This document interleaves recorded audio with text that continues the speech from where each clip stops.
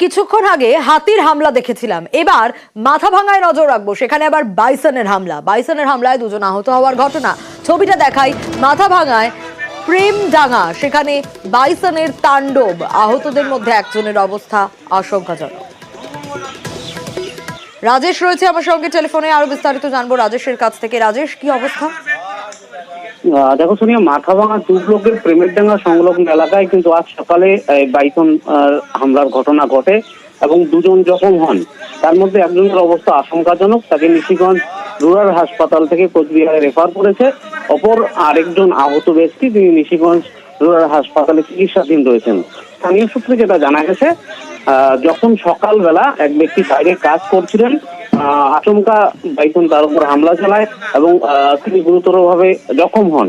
অপরদিকে অপর আরেক ব্যক্তি এলাকায় তিনি রাস্তায় হাঁটতে বেরিয়েছিলেন, তখন তার উপর বাইসন আক্রমণ চালায়।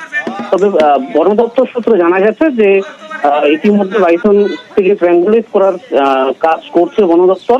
তবে মাথাভাঙা 2 ব্লকে আরো দুটো বাইসন থাকার আশঙ্কা করছেন বন দপ্তরের আধিকারিকরা।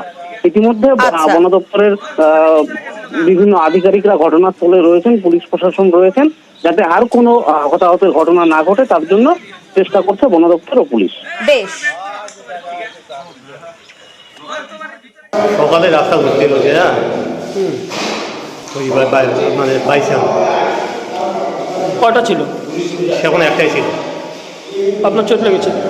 মানে সামনে দেখছে এই শিং নাগাতে মই নদীর ঝাঁপাইছিলাম, নদীর সাইডে তো রাস্তার সাইডে ঝাঁপার পরে শিংটা খালি নাগে দিয়েছে, মানে চটকাই পায়নি।